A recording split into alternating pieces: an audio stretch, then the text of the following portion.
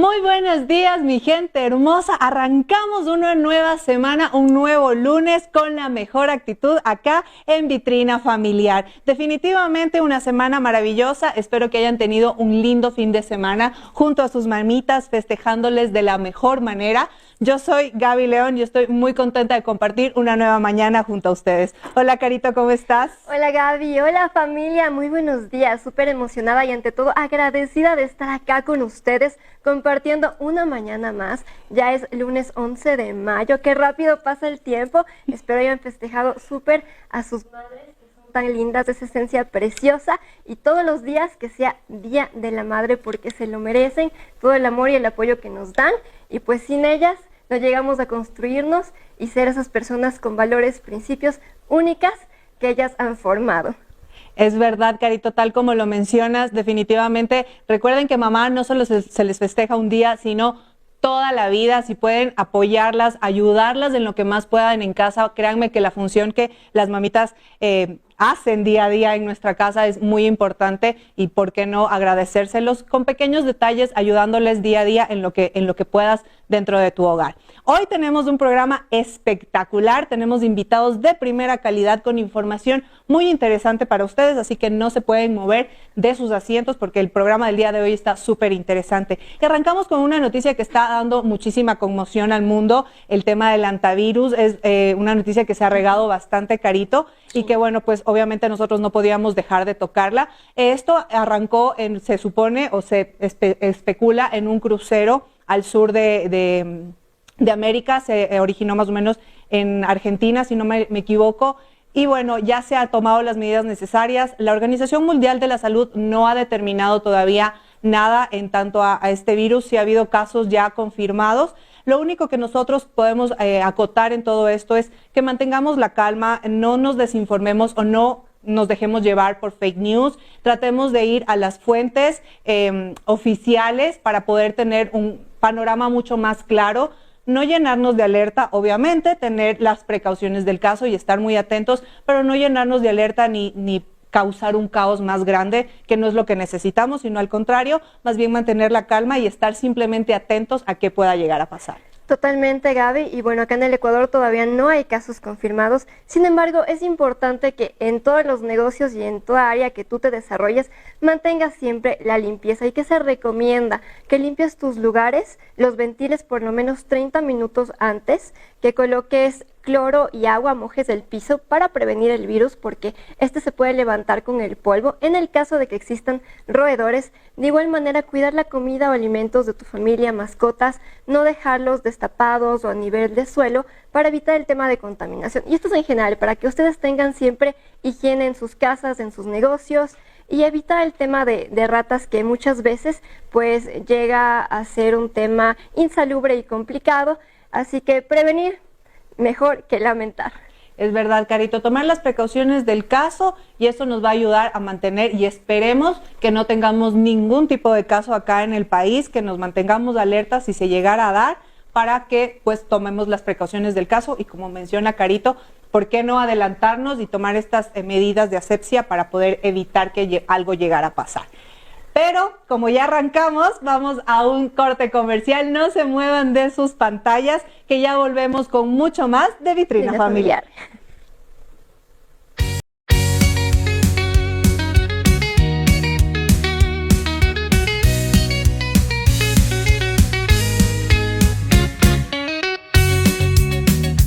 Okay. Y arrancamos con más de Vitrina Familiar. Ya tenemos acá a nuestro primer invitado. Vamos a hablar de un tema muy interesante. Él es el señor José Lárraga, abogado. ¿Cómo estás, José? Bienvenido. Muchas gracias por estar acá en Vitrina Familiar. Cada vez que se trata de un espacio académico que pueda llegar a determinar parámetros para la ciudadanía en ámbito jurídico, estoy a las órdenes. Muchas gracias a la invitación a Vitrina Familiar. Muchísimas gracias, abogado. Y hoy día vamos a hablar justamente de un tema que nos llama mucho la atención, el tema laboral, ¿sí? ¿Cómo definir el tema de los despidos intempestivos? En este caso, abogado, ¿qué es lo que usted más ha visto en cuanto a la relación laboral? Bueno, la regla principal para poder trabajar una relación laboral es que existen 3 parámetros en el artículo 8 del Código de Trabajo. El primero, la existencia y prestación de un servicio lícito y personal. El segundo es evidentemente una subordinación o dependencia, el trabajador con su empleador. Y finalmente, la remuneración. De esto nace siempre en los despidos intempestivos una causal abrupta de una irrupción del ámbito de relación laboral, que finalmente lo importante para quienes nos escuchan es cómo establecerlo, por qué se pierden juicios, cuánto tardan, y de seguro que será el ambiente que trabajemos hoy. Justamente, abogado, en este caso, ¿qué puede hacer una persona que sufre este tipo de, se puede decir, este tipo de situación cuando es despedido de manera intempestiva de su trabajo? ¿Qué medidas puede tomar o qué acciones él podría hacer para salvaguardar su integridad en el ámbito laboral, si obviamente esto fue dado de una manera abrupta o sin información previa, ¿no? Uno de los preceptos más importantes es que la relación laboral en despido intempestivo debe configurarse. A diferencia de los ámbitos de derecho laboral, acá no existe una inversión de la carga de la prueba, es decir, muchas veces le corresponde al empleador demostrar finalmente que te ha pagado el 13º, que te ha pagado el 14º, pero en el despido intempestivo eres tú quien estás obligado a poder demostrar. Por eso siempre recomiendo llegar a documentar el despido. No siempre la grabación es lo más elemental por la dinámica de tener que periciar los audios y demás, sino más bien lo importante es poder traer testigos. Si usted ha sido despedido el día de hoy, obligatoriamente traiga a su mamá, a su enamorado, a su amigo, para que él pueda escuchar por qué no puede ingresar, que es la práctica más frecuente en las empresas, por qué ya no puede ingresar a la empresa, y finalmente luego documente con un parte policial. La Policía Nacional puede documentar en el parte policial, y si tiene a su abogado, obligatoriamente tiene que llevarle a ese policía a fin de que establezca el despido intempestivo de manera oral, porque tenemos un sistema de ese tipo. Esto me parece muy interesante, abogado, porque en muchas de las situaciones, como usted menciona, uno va normalmente a trabajar y resulta que ya no le permiten el ingreso o que le dicen simplemente que tiene que acercarse a retirar su liquidación, y obviamente en ese momento uno queda como en shock, queda abrumado, y estos tips son muy buenos. ¿Algo más que pudiera hacer una persona, o en el caso de que a uno le digan previamente, no sé, tal vez del viernes, sabes qué, hasta hoy trabajas, pero no le dan motivos necesarios, y uno en ese momento de shock simplemente como que firma lo que puede o se queda en medio no hacer nada, no sabe qué hacer porque obviamente le cayó la noticia de sorpresa? ¿Qué medidas podemos tomar para asegurarnos de que esto no nos vaya a afectar en un futuro? Ahora que hablamos de firmas, justamente el desespero y el desconocimiento es en lo que el empleador, en lo que las empresas, el gigante a la luz del derecho laboral, aprovecha para poder establecer las renuncias. Si usted suscribe la renuncia, no tiene derecho al despido intempestivo, y créame que en ámbito económico se pierde de mucho. Por eso la recomendación es que documente los WhatsApps, porque muchas veces formamos parte de grupos, ahora es la nueva tecnología. Correcto. Entonces, lo primero que se hace cuando se despide a alguien es sacar a estas personas del ámbito que se ha indicado, y finalmente todo esto tiene que irse documentando en materializaciones principalmente. Por ello, si ha sido despedido y la información está en su teléfono celular, cuídelo. Es clave para poder demostrar el despido intempestivo. Debo indicar que una acción judicial no basta con tener solamente la declaración de parte de quien ha sido despedido para demostrar el despido intempestivo. Es insuficiente y va a perder el juicio. Eso es muy interesante. En este caso, abogado, aparte de la documentación que tenemos que hacer, de respaldarnos de pruebas, ¿usted recomendaría, en este caso, si por ejemplo te piden un tipo de renuncia, no firmar nada, no hacer ningún tipo de parte, simplemente documentar y llevarlo directamente con un especialista en el área jurídica para poder tomar o tener una asesoría adecuada en este ámbito, y tal vez mantener la calma y no dejarse llevar tal vez por ese momento que te dicen, o incluso como tú mencionas, quieren negociarte con una renuncia que puede ser, entre comillas, beneficiosa para el empleador, pero que en realidad no es lo suficientemente beneficiosa, ¿correcto? Es loable justamente, y también hay otro patrón que la ciudadanía debe conocer. El Ministerio de Trabajo, que es lo más frecuente que se escucha siempre con los trabajadores, es un ente que no puede establecer campo de prueba para el despido intempestivo. Por lo tanto, si usted acude al Ministerio de Trabajo, para el empleador es muy sencillo comparecer y decir, desconozco o la relación laboral o el despido intempestivo. Con esa regla, ¿usted cree que perdió? No, no perdió. Está documentando un trámite administrativo, porque lo que va a venir de ahí es su demanda de despido intempestivo en ámbito jurisdiccional ante un juzgador quien sí está capacitado para poder evaluar la prueba. Las pruebas más importantes en materia laboral, principalmente para despidos, es primero no olvidarse de demostrar la relación laboral. Para hablar yo que fui despedido, tengo que demostrar la existencia de los requisitos que ya hablé.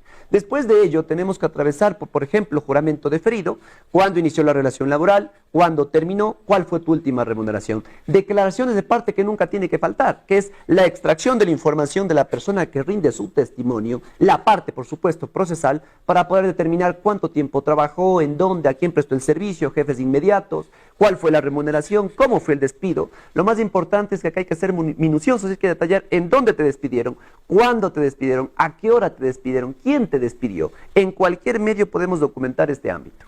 Esto me parece muy interesante porque también a veces pensamos que porque me lo dijo tal vez mi jefe inmediato superior, yo no puedo tomar acciones, o que si ya me impusieron esta sanción o me sacaron de manera intempestiva o abrupta de la empresa, yo ya no puedo tomar acción. Que la ciudadanía sepa que sí se puede resguardar, que el Código de Trabajo y en el caso del Ministerio de Relaciones Laborales puede tomar acciones, obviamente respaldándose con todas las pruebas que menciona el abogado del caso, para que puedas tener una mejor ayuda y sobre todo una mejor defensa.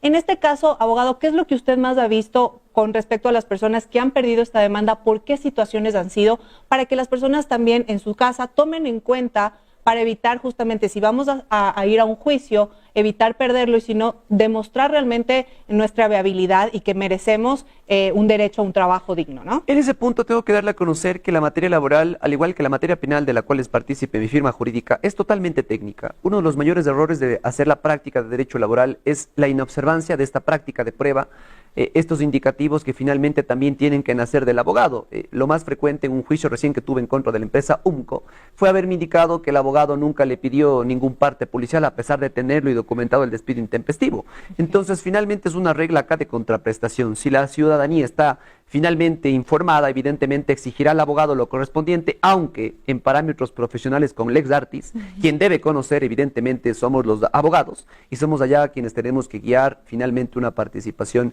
adecuada de demanda, porque son juicios que no tardan 2 meses, por lo menos se tarda unos 6 meses a 1 año en nuestra legislación tener la primera instancia, después cabrá apelación, y finalmente casación, que tiene que ver también con parámetros ya de estructura. Lo más importante es hacer una buena demanda, inclusive para poder conciliar en la etapa adecuada.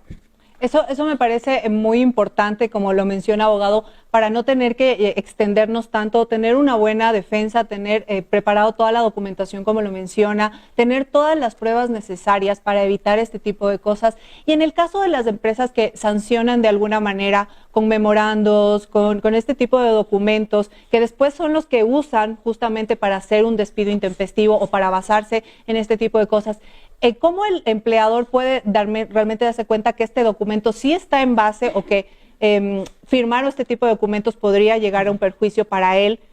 ¿Cómo poder determinar si realmente este memorándum que me lo están dando, yo lo tengo que aceptar o lo tengo que firmar estando de acuerdo? ¿Qué se podría hacer en este tipo de situaciones? La mejor manera de enfrentar no solo el derecho, sino la vida, lo consiento yo, es entendiendo finalmente que existen ciertos patrones y lineamientos que deben leerse siempre. Y uno de ellos es el reglamento interno.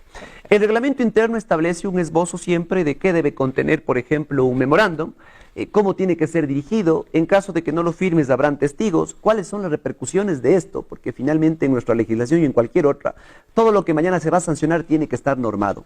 Por lo tanto, estas son las reglas que uno tiene que ir siempre atravesando para poder ver lo que usted llama que es realmente un acoso laboral. Y cabe tocarlo, el acoso laboral no solamente tiene que ver con ámbito sexual, que estaba mal entendido con antelación. El acoso laboral se entiende inclusive, por ejemplo en Chile, con el ámbito de que te escriba tu empleador, tu jefe inmediato el fin de semana, a pedirte actividades cuando ellos consideran que es un ámbito de recreación y también que se permite el derecho a la familia, y en otros escenarios ya los fines de semana ya. Y acá pasa algo igual, porque finalmente este acoso, esta exigencia que preséntame el informe, que hace esto, hay que documentarlo, hay que institucionalizarlo para luego demostrar, inclusive poder activar, ahí sí, a través de un visto bueno, el acoso laboral existente.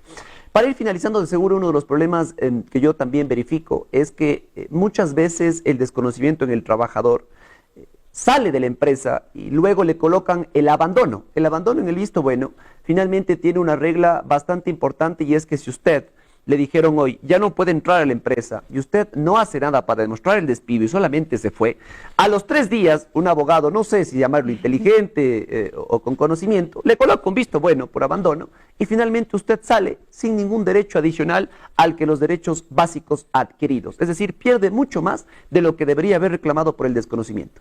Esto me parece muy importante, abogado, porque sí es verdad, muchas veces por el desconocimiento, muchos empleados cometen este tipo de errores y es importante que tomen en cuenta que si llega a pasarte esto, lo tienes que documentar, como menciona el abogado, conseguir una persona que te sirva incluso de testigo para que, como menciona el abogado, vuelvo a redundar, que no te ponga con la viveza criolla, como mencionamos comúnmente, que de repente te digan, te llegue un visto bueno por abandono del trabajo cuando en realidad tú fuiste a laborar pero no te dejaron ingresar. Entonces, tomar en cuenta este tipo de tips si te llega a pasar en tu relación laboral para que no seas víctima, sino al contrario, puedas realmente sacar el beneficio porque todos tenemos derecho a un trabajo digno. Abogado, en este caso, el conocimiento del reglamento interno es muy importante, como mencionábamos, para este tipo de situaciones, que los empleados tengan un conocimiento mucho más a profundidad de lo que realmente son sus obligaciones dentro de la empresa y cómo pueden tomar acción en caso a cualquier situación.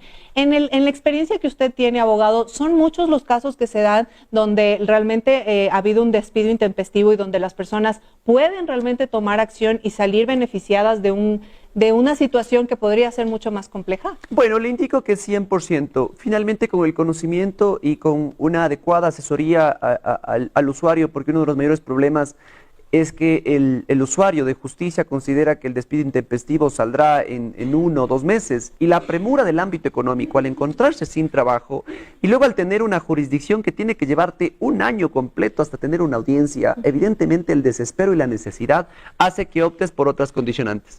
Okay. Sin embargo, no es el caso de todos. Yo recomiendo, si un ejemplo, tienes de despido intempestivo $10,000 y te ofrecen 3,000, es preferible esperar un juicio con profesionales adecuados en conocimiento, porque finalmente de esto está acostumbrado el empresario, ¿cierto? Como nunca llega a cancelar el valor que se tiene que pagar, finalmente la regla es, bueno, no va a pasar nada, o hay siempre amenazas, vas a ver qué abogados tengo, que te vas a demorar 3 años, que acepta los 2,000, no es una regla. Si nosotros no hacemos algo por poder cambiar esta condicionante, es evidente que tendrá que mantenerse, pero yo recomiendo, manténganse en juicio que habrá un resultado.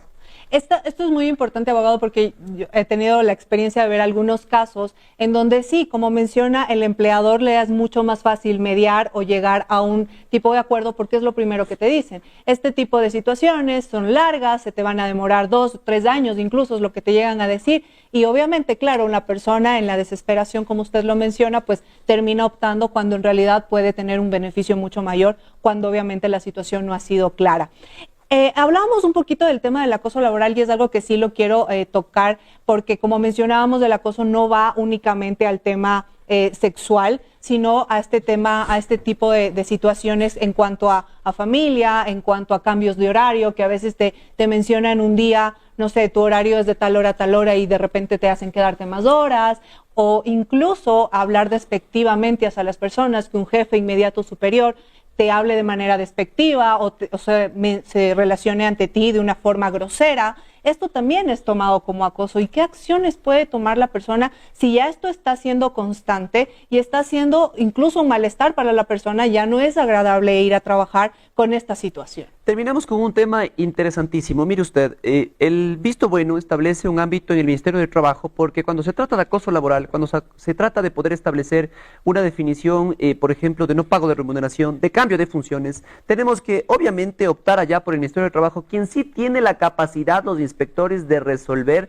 la existencia del visto bueno en beneficio del trabajador, que se entiende como un despido intempestivo. Es lo más importante. Por lo tanto, documéntelo. El cambio de funciones, el cambio de horarios y demás tiene que ver con una causal de visto bueno a poder trabajarse. La regla indispensable para la gente que nos ve es que solamente tenemos 30 días para poder accionarlo. No podemos esperar más. Esto es muy importante y tómelo en cuenta en casa porque si se está dando esta situación es importante tomar acciones porque tenemos derecho a un muy buen trabajo y en este caso sí quisiera pedirle, abogado, que las personas que quieran, estén pasando por una situación así, ¿dónde lo pueden contactar o cómo pueden hacer para recibir su asesoría y su apoyo, que estoy segura estarán muy agradecidos? Le agradezco también el espacio. Finalmente pueden encontrarnos en cualquier red social como Larraga Martínez Law Department, en TikTok, Instagram, inclusive en páginas web.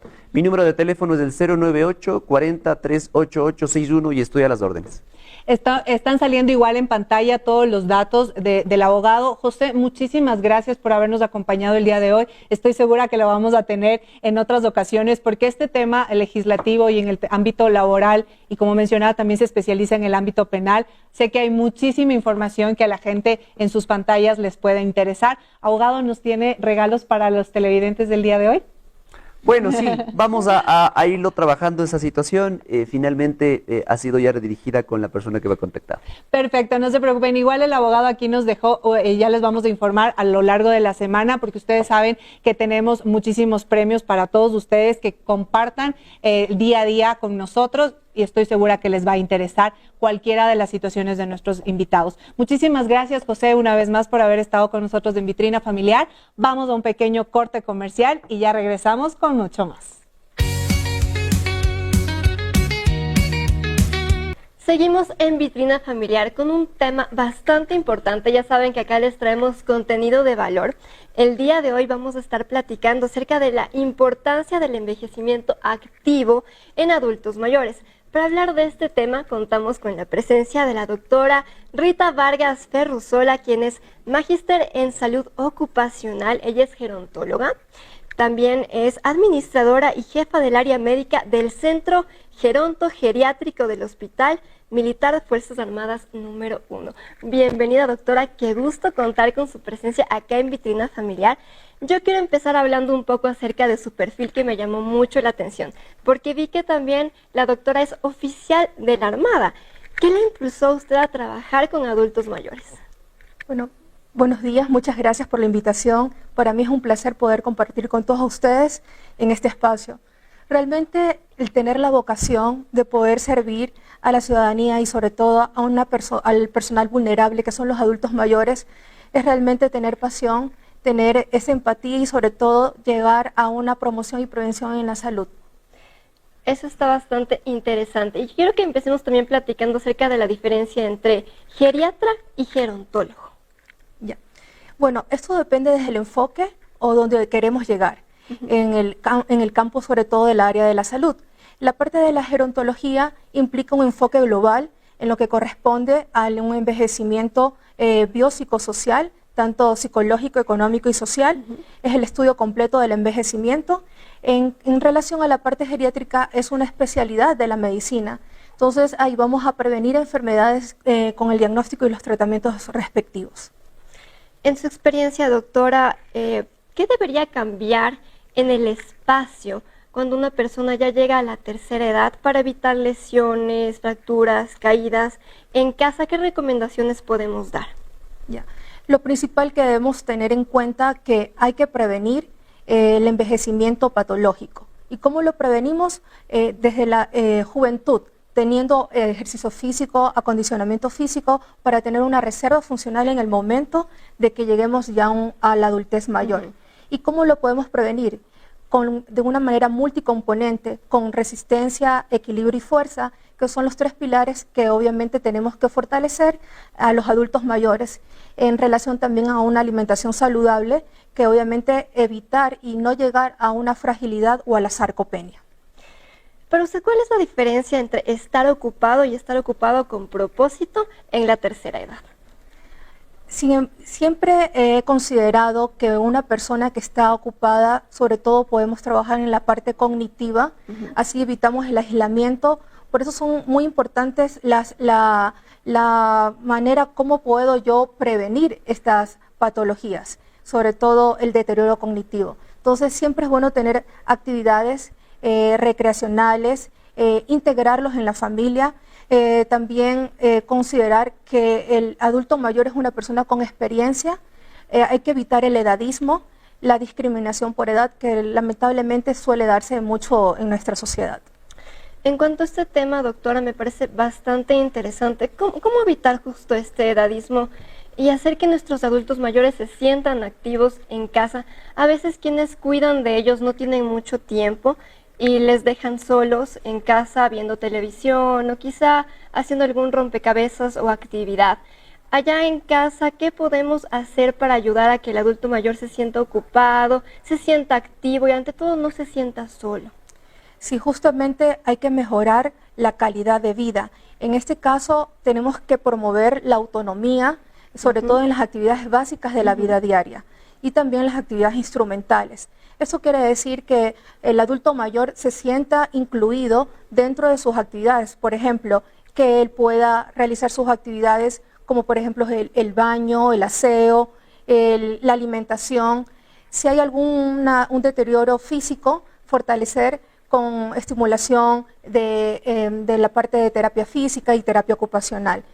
Y en cuanto a la parte también de integración con la familia, que es lo más relevante, es que se sientan importantes, que los incluyan, porque el más problema que se mantiene ahora en la sociedad es la discriminación, como lo indiqué. Entonces, en este caso debemos considerar la experiencia y sobre todo valorar todo lo que nos pueden aportar, sobre todo con programas intergeneracionales.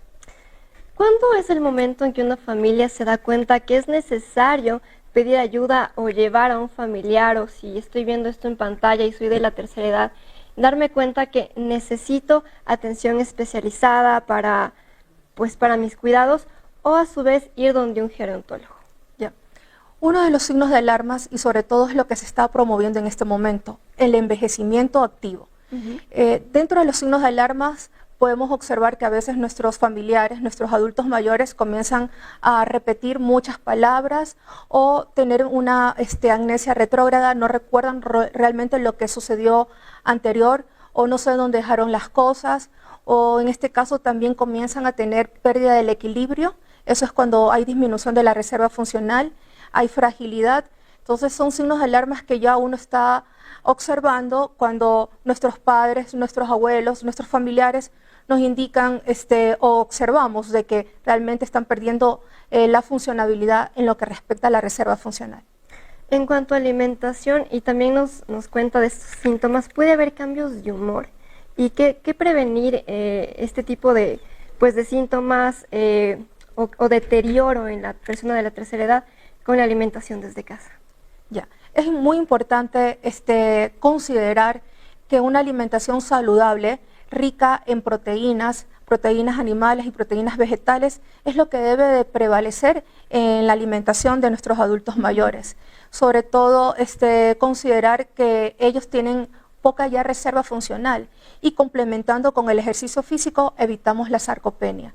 Recordemos que la sarcopenia en este caso va a ser la pérdida de la masa muscular y de la fuerza. Entonces, si yo alimento bien con proteínas y hago ejercicio físico, voy a prevenir a que no se vuelva una fragilidad. En el centro gerontológico, ¿qué servicios ustedes ofrecen? ¿Qué actividades realizan con las personas de la tercera edad? ¿Cómo es un full day allá? Muy bien. Bueno, nosotros tenemos el Centro Gerontogeriátrico del Hospital Militar del HE1. Es un centro que está abierto a la comunidad. En cuanto a la atención, su cartera de servicios es muy rica, ya que tenemos un amplio equipo multidisciplinario en lo que respecta a terapia ocupacional, terapia física, la parte médica, odontológica, psicológica, nutrición.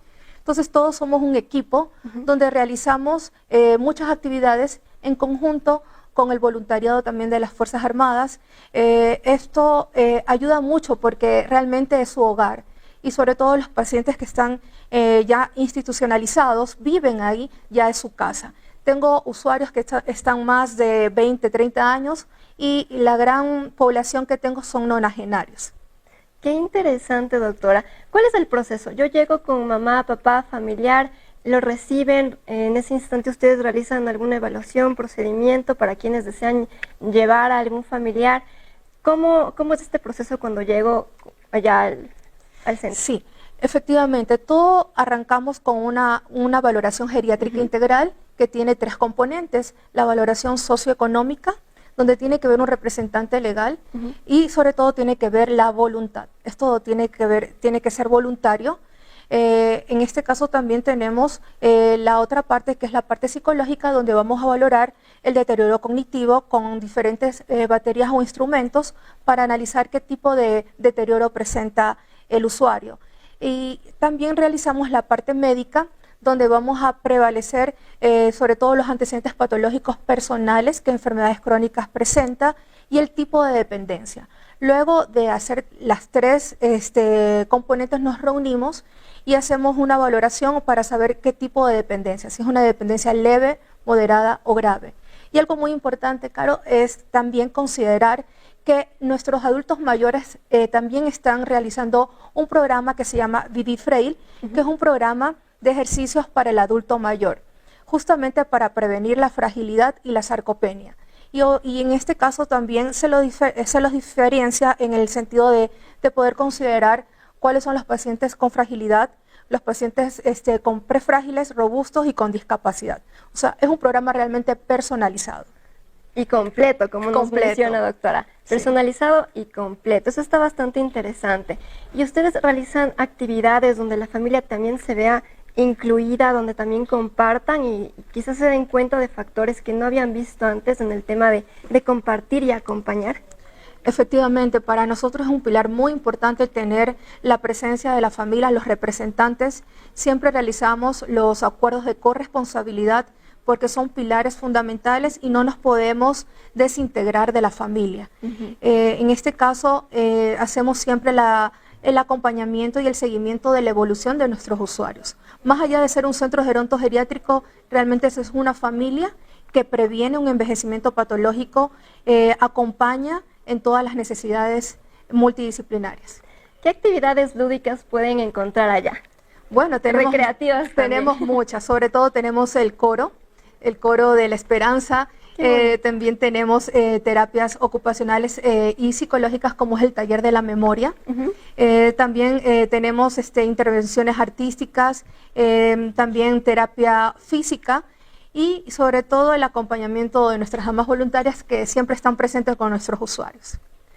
Muy interesante. Bueno, hay casos donde los cuidadores de los adultos mayores también sufren un desgaste emocional, psicológico, físico.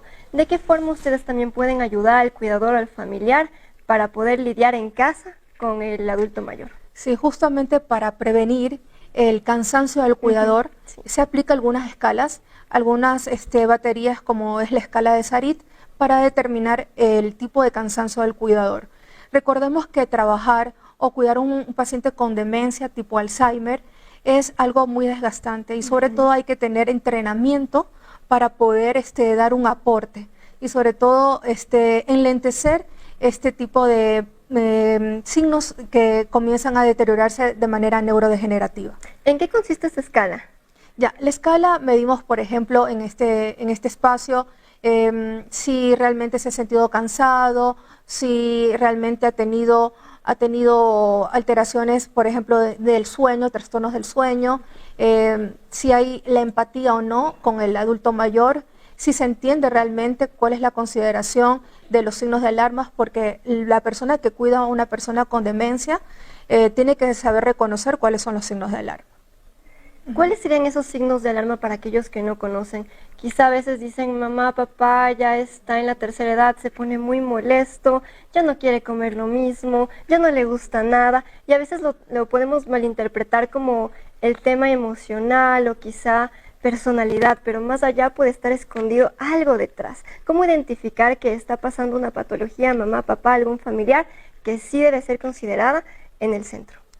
Bueno, en este caso en los adultos mayores siempre va a ser atípica la presentación de sintomatología, pero uno de los rasgos específicos, el golden standard, por decirlo de esta manera, es el aislamiento.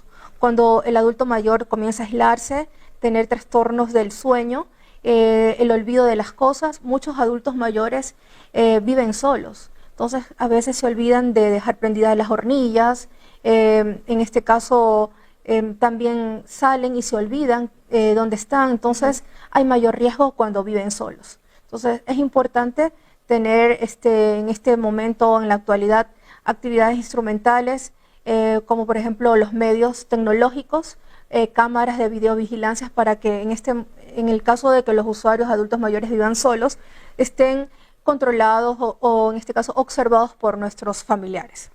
En el caso de que una persona no cuente quizá con los recursos para dejar a su familiar o ser la persona que desea recibir atención, ¿el centro tiene algún tipo de ayuda para esas personas con escasos recursos? Bueno, en este caso tenemos también los GAT municipales que realmente pueden dar esta ayuda de manera integral. Recordar que el Ecuador envejece progresivamente y por ello hay que promover un envejecimiento activo y saludable, ya que esto va a ser una responsabilidad social y sanitaria. Esto realmente ya es un fenómeno demográfico y en este caso la ayuda social básicamente se lo genera en relación con el área de trabajo social, pero siempre tenemos en consideración la integración con la parte también del Estado, que ya es un problema también de salud, ¿no? Claro, doctora, para quienes desean contactarse con usted, tomar una cita o dejar algún familiar o ser parte del centro en las actividades que ofrecen, ¿dónde poder contactarla? Bueno, creo que le envié una cartera de servicios, un flyer donde realmente están todos los números telefónicos y también el correo electrónico del Centro Gerontogeriátrico. ¿Lo puedo Podemos indicar? mencionar, por supuesto. Muy bien. Que sí. Es el Centro Gerontogeriátrico ffaa1@hotmail.com. En este caso se encuentra en el Valle de los Chillos, en la calle Aurelio Naranjo y Pelileo. Ahí estamos ubicados, el Centro Gerontogeriátrico del HE1. Recordar que ante todo las personas adultas, tercera edad, todavía son gente funcional, gente que ama, gente que crea, gente que siente. Así que la tercera edad no es un momento de detenerse, sino de avanzar. Así que aquí con la doctora ya tienen los servicios listos para que puedan disfrutar de 3 full days que ya va a estar sorteando a partir del día de mañana. Adelanten sus capturas en nuestras redes sociales, síganos en Vitrina Familiar, en Instagram, en YouTube y por supuesto también a la doctora si desean estar en contacto con ella y agradecerle muchísimo su presencia, doctora, muy valiosos estos datos e información y ya regresamos con más de Vitrina Familiar. Continuamos con mucho más de Vitrina Familiar. Estoy con un siguiente invitado que realmente el tema que vamos a tratar es muy interesante. Estoy con Juan Pablo Gómez. Él es psicólogo educativo. Hola Juan Pablo, ¿cómo estás? Buenos días. Gracias por venir a Vitrina Familiar. Muchísimas gracias por la invitación. Para mí siempre será un gusto compartir con ustedes, compartir con todo el público en general, indicándoles algunos temas que son de importancia y relevancia para todos nuestros niños, niñas y adolescentes. Así es, Juan Pablo. Justamente el día de hoy queríamos hablar de un tema que es muy, muy importante, el tema de la inclusión académica educativa.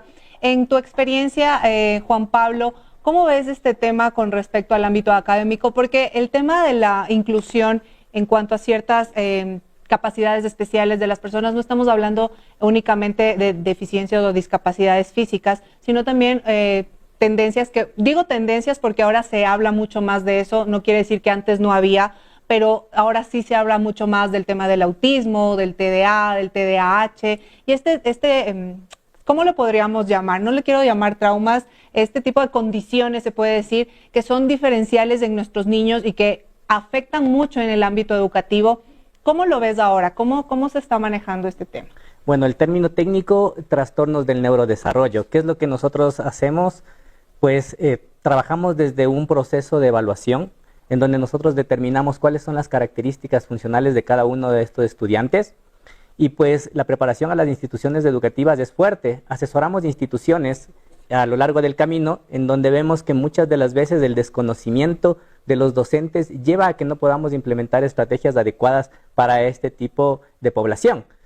Como tú dices, no es que está apareciendo ahora, siempre lo hemos tenido. ¿Qué es lo que pasa ahora? Que comenzamos con la dinámica dentro de las aulas a observar un poco más y vemos algunas características que nos llaman la atención. Entonces, en este sentido, es importante que nosotros consideremos el apoyo técnico que deben recibir, que sea funcional y determine siempre un apoyo adecuado para ellos. Lo que tú mencionas es verdad, porque tal vez antes no se les tomaba, más que no se les tomaba en cuenta, no prestábamos atención adecuada a este tipo de situaciones. ¿Cómo un papito en casa incluso, tú recomendarías, podría darse cuenta de que su niño tal vez requiere una atención especializada porque tiene este tipo de trastornos, ¿no? Lo que nosotros nos ponemos en cuenta son signos de alerta. Todo aquello que nosotros vemos que, por ejemplo, hay algunas situaciones en cuanto no está comiendo de manera adecuada, me llama la atención de que hay un retraso en el tema del lenguaje, cuando le llevo a socializar con otros niños presentan algunas características. Es importante todos aquellos pequeños factores que sean tomados en atención. Muchas de las veces las profes en la escuela a nosotros nos dicen, ¿sabe qué? Su niño presenta dificultad al momento de socializar en la hora del recreo. Nosotros les pedimos muchas veces a las docentes en aula que no pongamos una etiqueta. Muchas veces la profe dice, el estudiante parece que tiene autismo, el estudiante parece que tiene TDAH. Lo que nosotros pedimos es que nos alerten, por ejemplo, situaciones primarias, como por ejemplo es demasiado inquieto, tiene dificultades para resolver ciertas actividades, le cuesta relacionarse con sus compañeros. Eso nos reportan, hacemos el tema de la ficha de derivación que tiene que salir desde la institución educativa y luego va un tema de una evaluación ya un poco más técnica, profesional, con el especialista indicado, que nosotros tenemos que hacer el abordaje dentro de todas las herramientas que tenemos para identificación primaria.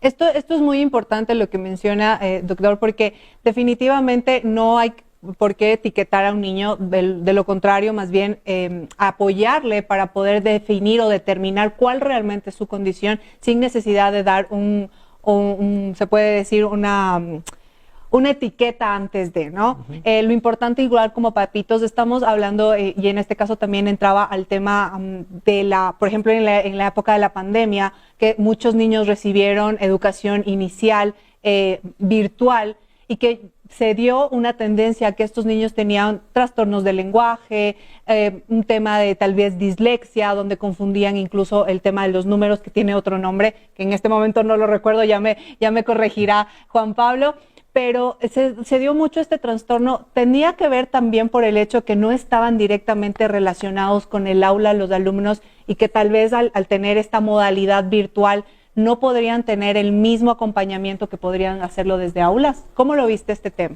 Mira, ¿qué es lo que nos pasó en el tema de pandemia? Yo creo que cuando llegamos a pandemia nos deja una gran lección, pero el ser humano a veces es un poco difícil. Me llega la lección y aún así no aprendo. ¿Qué es lo que vimos en pandemia?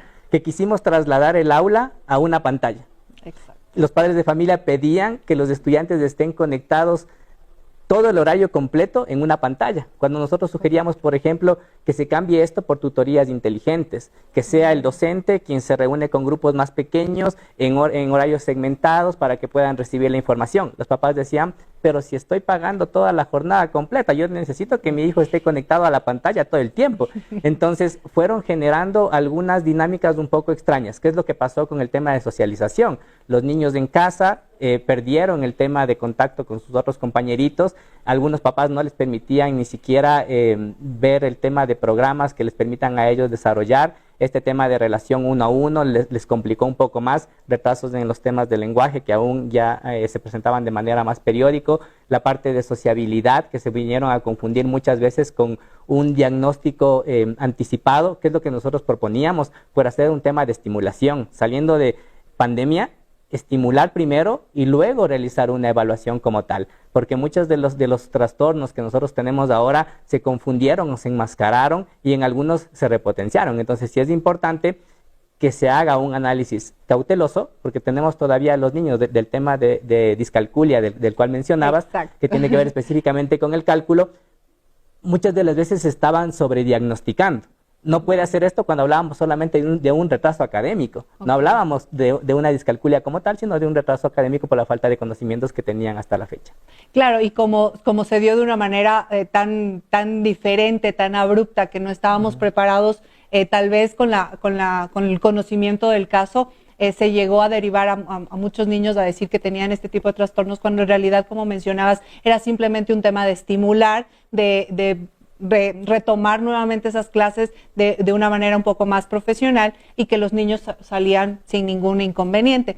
Pero en este caso también se da mucho el tema se ha hablado ahora muy abiertamente el tema del TDA, del TDAH, que mucha gente tal vez no conoce exactamente de qué se trata, pero enseguida vemos a un niño tal vez un poco más hiperactivo, un niño que tal vez se mueve un poquito más, que está como mucho más dinámico y enseguida le queremos encasillar en este tipo de trastornos. Uno como papá, ¿qué es lo que debería ver realmente como alerta para decir, ok, sí creo que mi niño sí tiene un tipo de trastorno y no es un niño que simplemente está como con mucho más dinamismo y mucha más energía, ¿no? Mira, las características que nosotros buscamos identificar en los niños son, por ejemplo, lo que decimos, no cumple con actividades de manera adecuada, está teniendo dificultades al momento de implementar órdenes, pero en la final esto termina siendo contextual. Yo te voy a poner un ejemplo. Si nosotros, por ejemplo, tenemos un niño en el salón de clases que no se mueve mucho, que se está quedando quietito, que está muy callado, ¿qué es lo que vamos a decir nosotros? De pronto, este es el síndrome del niño quieto, o este es el síndrome del niño que no hace nada. Entonces vamos nosotros dándole esta tipificación. En un lugar en donde todo lo que sale de la norma queremos ponerle un tema de trastorno, se va complejizando. Los padres de familia lo que tienen que mostrar es qué les está, cuando yo tengo una dificultad, qué se está presentando que le impida hacer actividades de la vida diaria. Y esas son las que deben ser atendidas. Ok, esto es muy importante, doctor, como usted menciona, tener mucha atención hacia nuestros niños, qué es lo que realmente está pasando, porque como menciona, a veces pensamos que o está muy quietito o está muy calladito, entonces sí es un niño educadito, es un niño que hace caso, pero en cambio el niño que tal vez es un poco más activo, que tal vez le cuesta un poquito más tener como una concentración por diferentes razones. Pensamos que en cambio es un niño que está muy hiperactivo, incluso llegamos a identificarlo de esa manera, ¿no? Como que tiene hiperactividad, cuando en realidad tal vez es simplemente un niño con mucha energía. Y en este caso, ¿cómo podríamos nosotros también como papitos ayudar a nuestros hijos en el caso de que tengan estos dos extremos, ¿no? O que está muy calladito, muy apagado, o que por el contrario, en cambio, es muy activo, muy inquieto y que ya no sé tal vez yo cómo ayudarlo. ¿Cómo podríamos hacer o cómo podríamos acudir a profesionales como usted para poder determinar este tipo de situaciones? Mira, a consulta nosotros llegan de los dos extremos. Las unas porque son identificados dentro de la institución educativa y son remitidos con una ficha específica indicando cuáles son las características del niño. Y las otras porque el padre ya se preocupa porque dice algo no anda bien con mi hijo. Necesito saber qué es lo que está pasando con él por las situaciones de aprendizaje que viene presentando en la escuela. Es importante para el padre de familia tener esta herramienta de la evaluación psicopedagógica integral, evaluaciones del neurodesarrollo. ¿Por qué? Porque esas evaluaciones a mí me van a dar estrategias específicas para los docentes. Ahora, por normativa o por política pública, nosotros tenemos 3 estrategias básicas dentro de las instituciones educativas. Una, que es el diseño universal de aprendizaje, que el Ministerio de Educación nos dice que es un marco de acción, en donde van a estar implementadas 2 estrategias más. Los ajustes razonables, que les van a permitir establecer todo aquello que me permita a mí acceder a un aprendizaje, y la otra que tiene que ver específicamente con las adaptaciones curriculares. Todo aquel niño que no alcance sus aprendizajes y requiera modificaciones en los elementos del currículo, pues deben ser activados para que ese niño pueda tener aprendizaje significativo, le llamamos nosotros, y pueda tener herramientas que le permita ir avanzando, si bien en la parte técnica, también en la parte académica. Este tema que acaba de mencionar Juan Pablo me parece muy interesante porque a veces pensamos que nuestros niños deben de cumplir una normativa, obviamente un plan académico que se establece de manera general, pero pensamos que si todos los niños o la gran mayoría lo hacen de una manera, todos deberían hacerlo así. Y como menciona, tal vez hay niños que, no sé, les funciona más tal vez aprenderlo a través de canciones, a través del juego, que tienen un diferencial en cuanto a la capacidad de aprendizaje. Y en muchas ocasiones incluso estos niños suelen ser rezagados por parte de los profesores porque dicen, es que no entiende, es que no hace, es que no quiere, cuando en realidad lo que deberíamos como profesores, no sé, usted me corregirá, es adaptar la forma en la que le enseño para que este pequeño pueda aprender a la par que sus compañeros. ¿Estoy correcta? Justamente, si yo ya tengo una evaluación que me indica a mí aplicar ajustes razonables, que son modificaciones a las estrategias metodológicas que aplica el docente para una actividad, pues esa estrategia es la que le va a permitir a él acceder en todo lo que tiene que ver con las características del aprendizaje. Hablamos de un aprendizaje multisensorial, por ejemplo, tanto la parte auditiva, tanto la parte visual, tanto la parte kinestésica, que le va a permitir a él tener la mayor cantidad de información que le permita tener un aprendizaje significativo. Luego de eso, cuando aquellos chicos no alcanzan por ajustes razonables, pues yo aplico lo que tiene que ver con adaptaciones curriculares. ¿Qué es lo que me permite a mí la adaptación curricular? Saber que no estoy llegando a los conocimientos significativos con ese estudiante y tengo que hacer modificaciones en la complejidad del aprendizaje que tiene ese niño. Ahora, ¿qué es lo que pasa en muchas instituciones educativas y se está comercializando mucho? Todas las instituciones ahora están ofreciendo ya no solamente un idioma adicional, ofrecen 2, ofrecen 3, y a veces tenemos niños con problemas de lenguaje que no están prácticamente relacionando el lenguaje nativo. Mucho más difícil les va a quedar a ellos hablar los otros lenguajes. ¿Qué es lo que nosotros debemos considerar en este aspecto? Que aquellos niños necesitan una evaluación, y yo siempre les digo a los profes, recordemos que el perfil de salida del estudiante ecuatoriano es justo, solidario e innovador. No les dice tiene que ser experto en inglés, tiene que ser experto en matemáticas, y hay muchos papás que dicen sí, pero necesita competencias para ir a la universidad. Eso es verdad, pero nosotros tenemos que conocer la realidad de cada estudiante, tener la evaluación de ese estudiante y aplicar estrategias en función de las características que él presenta. Esto que mencionas es muy importante porque como lo dices, Juan Pablo, si el niño tal vez está teniendo problemas con el lenguaje nativo, con problemas como pronunciación de ciertas consonantes, ciertas cosas en el método del habla, es muy complicado que para él sea más fácil aprender otro tipo de idioma cuando el propio idioma está teniendo complicaciones. Si no podemos decir ciertos fonemas, si nuestros niños tienen complicaciones con ciertos fonemas, van a tener igual complicaciones en otros ámbitos con respecto al lenguaje con otros idiomas, porque ni siquiera el propio lo pueden adecuar. En este caso también el tema de la inclusión a este tipo de niños. Se ha visto casos donde muchas instituciones educativas incluso te llegan a negar un cupo, o te llegan a decir, no, es que su niño es muy inquieto, no le puedo recibir.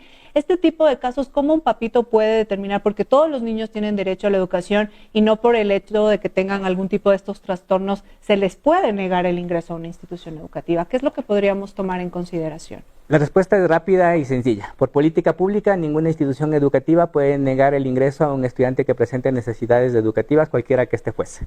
Okay. Entonces, ¿qué es lo que quiere decir? Que los papitos deben asesorarse.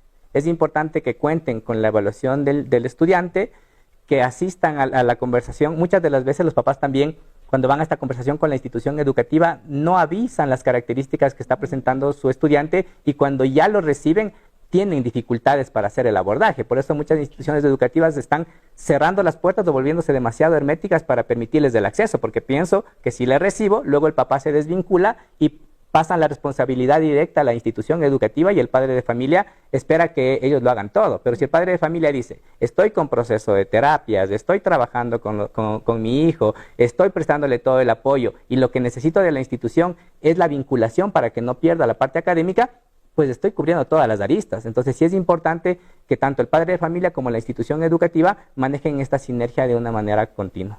Es verdad, Juan Pablo, de hecho, yo siento que es un trabajo en conjunto, tanto comunidad educativa como familia, como casa, es un trabajo en conjunto lo que se hace. No podemos como papás simplemente lanzarle la responsabilidad a la unidad educativa o al profe, sino que es un trabajo, como mencionas, en conjunto, sabiéndolo hablar y sabiéndolo comentar. Juan Pablo, para las personas que estén interesadas, tanto docentes como papitos, en evaluar a sus alumnos o obtener capacitaciones en este ámbito para poder enfrentar de una mejor manera con nuestros niños, ¿cómo lo pueden hacer? ¿Dónde te pueden ubicar?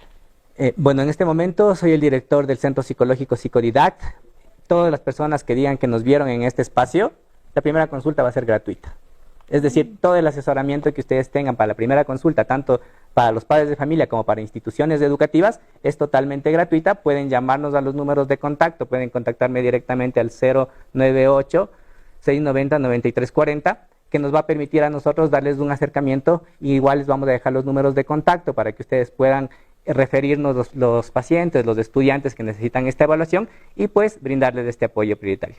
Muchísimas gracias, Juan Pablo. Ya saben, tómenle una captura ahorita a su televisión para que muestren que estuvieron viendo el programa y que puedan acceder a esta consulta gratuita con Juan Pablo, y que podamos darles un mejor apoyo a nuestros niños, que es lo que más necesitan. No simplemente rezagarlos, no etiquetarlos, sino darles este apoyo y este acompañamiento que ellos necesitan para que puedan surgir en todas sus capacidades en el ámbito educativo. Juan Pablo, muchísimas gracias por haber estado con nosotros. Estoy segura que vamos a poder conversar de muchos más temas porque el ámbito educativo tiene un sinnúmero de temas que estoy seguro que en casa están esperando tocar y que el día de hoy les ayudamos con muchísimo aporte con este tema. Muchísimas gracias, Juan Pablo. No se muevan de sus pantallas, ya volvemos con más de Vitrina Familiar.